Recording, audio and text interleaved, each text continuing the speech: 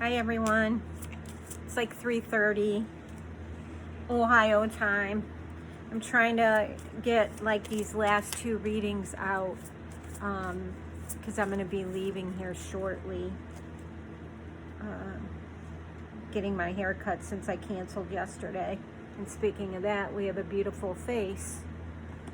I don't know how much she can do with my face, but my hair's a whole nother gig. I'm just glad because I can actually color it and feel a little bit better.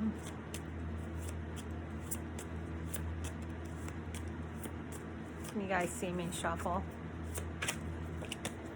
I know you can hear it. There were a few today that I had to sail on by. Well, you're going to be having full intimacy with someone.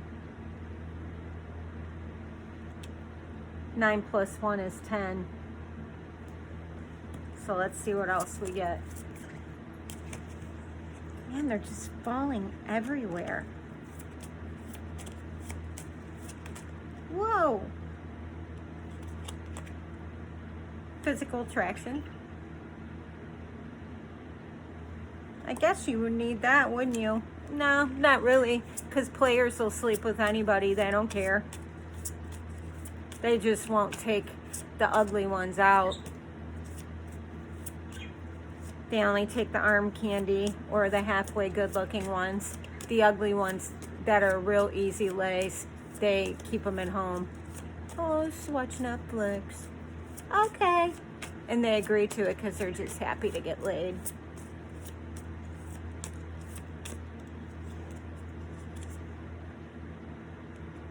A loving gaze.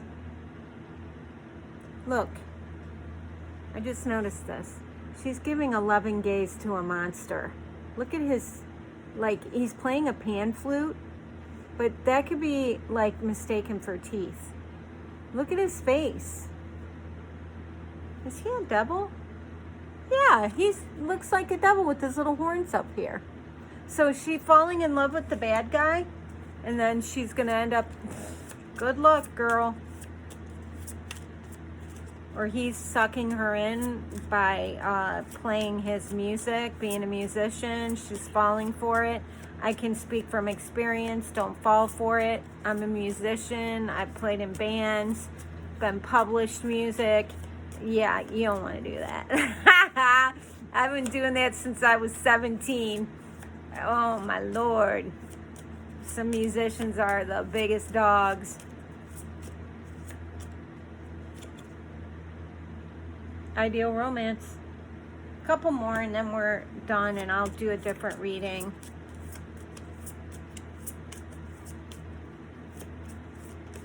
Whoa. Oh boy, here we go. Bottom of the deck is doubt and indecision, which I can totally see that because she's dealing with him in the background. And you know, because we really can't see him, that he's behind her, he's wearing a mask, basically. I get so mad, you know, it's like, I'm just tired of these men. I mean, the women do it too, don't get me wrong, but I'm just tired of these men, you know, thinking that they can do whatever the hell they want and not suffer consequences for it.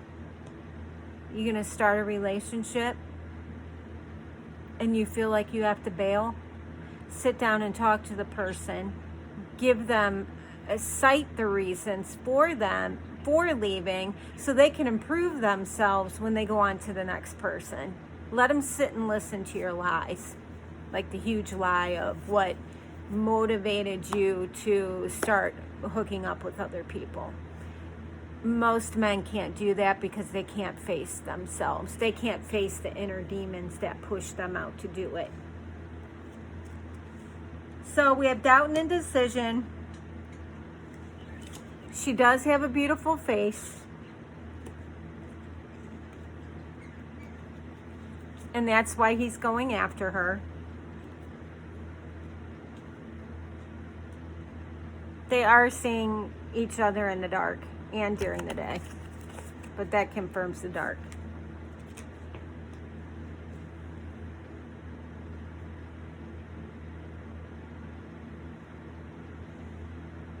There is physical attraction.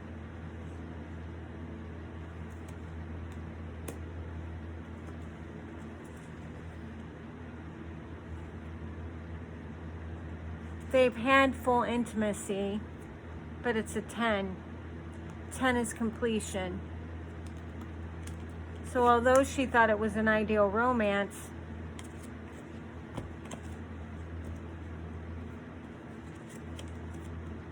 and there was physical attraction, it did give her doubt and indecision. He's holding another woman's hand right there, even though he's looking at her and holding her hand. He has someone on the side.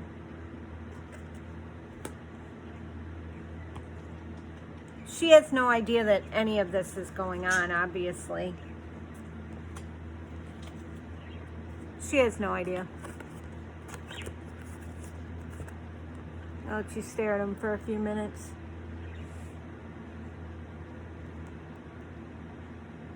Wearing a mask. She's falling for it.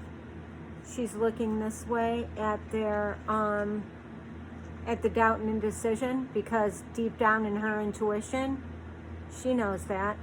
She knows he's got somebody else. She knows he's got another beautiful face. She knows. And here we go with the cheating scenario again. She knows deep down that he's physically attracted to both her and this other chick. You can tell too when men have sex, when they're having sex with somebody else and sex with you. 9 times out of 10 when they're cheating, they ramp up the amount of sexual interactions that they have at home, and they will try positions that they normally have never done, that they do with the new girl to, like, I don't want to say learn how to do it, but they can brush up on it so they can execute it when they have to. You can look that up. All of that, what I just said. It's not the ideal romance. That girl stands far away in the back. She's all shrouded, and she holds a broken wreath.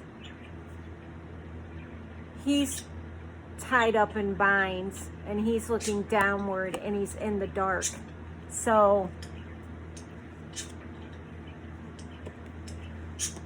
that dude, I'm going to show you correlation here. He's red, maroon colored,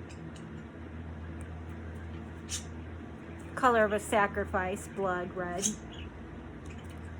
red wings, and this girl's shrouded and bound in the back, just as he has this one and this one. He's also red. So this is self-evident. And if you look,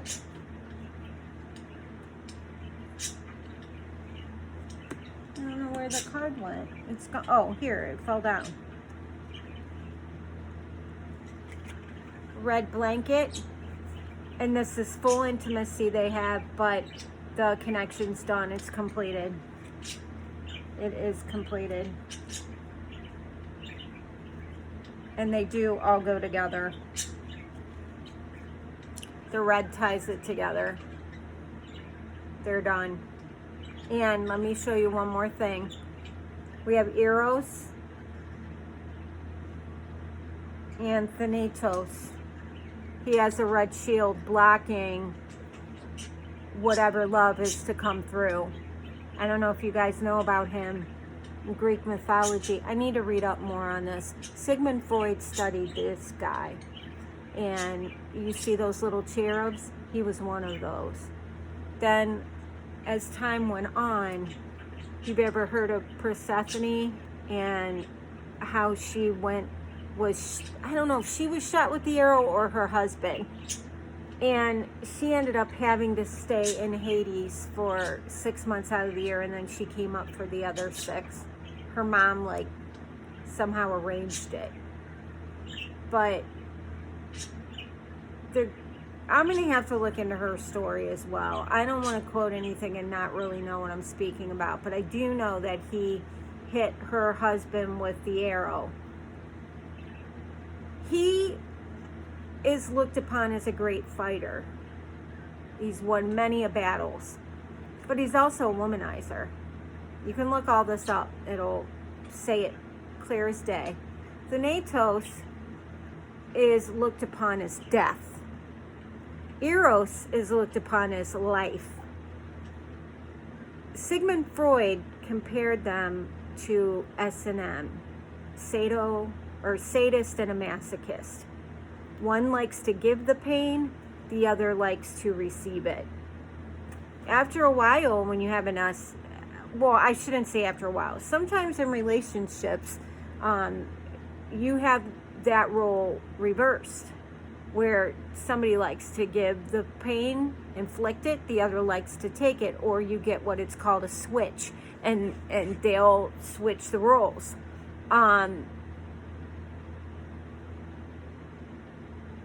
These snakes keep them bound together. And in order to get out of it, he's going to have to fight Thanatos. Sigmund Freud did a whole study on it. It was very interesting. I read it. And he boiled it down to being sadist and masochist and related it to life now as we live. But he was with a lot of women. He couldn't control himself. He thought he was the best thing next to sliced bread. And this, in this picture, they have Thanatos as a woman, or this was one of the women in the mythology that he ended up shooting with an arrow. I'm going to look up and read so I can give you guys a better description than what this is. I'm giving you a loose description, and I really don't like to do that, but I was lazy and didn't look it up. And normally I like to research things, especially like mythology, philosophy. Like, I even love architecture. That's one of my favorite things. So I always research, but I haven't looked this up, and I haven't looked up the suicide hotline. Is it 988 or 998? Somebody help me. Leave it in the comments, man. Anyways, so we have all of this. Can you see? They're all familiar with red, red, red. The red wings, the woman in the back, the red. And the one card is a 10 card, which is completion. So, and it's completing full intimacy. Look at that. 9 plus 1 is 10. Full intimacy. So it's done. The full intimacy is finished. There's nothing left of this. And there's nothing to come back. The physical attraction's gone. He's moved on to the next, he's moved on to her. To the next woman you can't see. She's cloaked, or her face is hidden. You're not going to see her.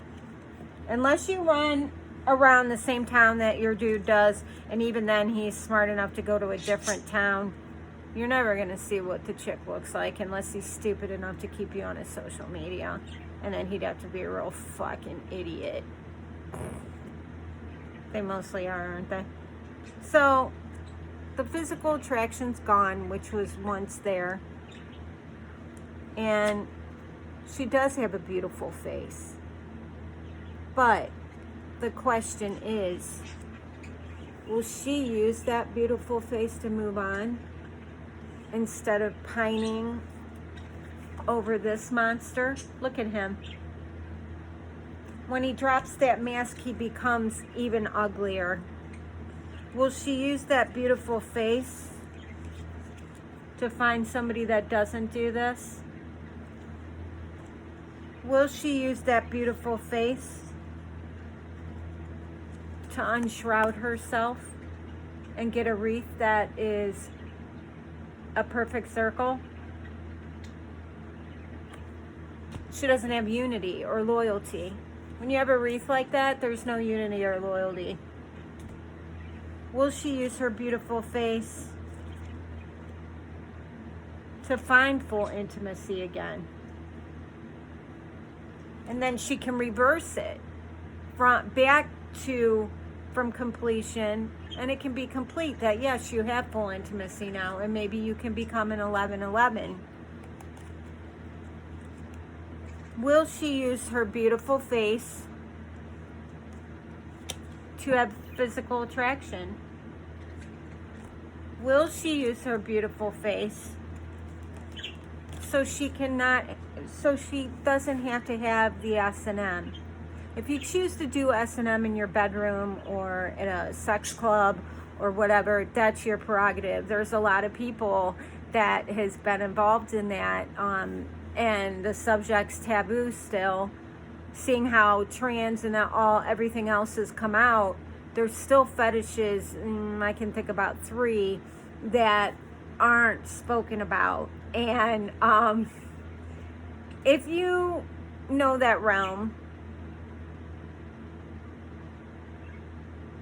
normally you will speak about it. You don't have any qualms about it, but you have to address the audience. You have to look at the audience that you're speaking of.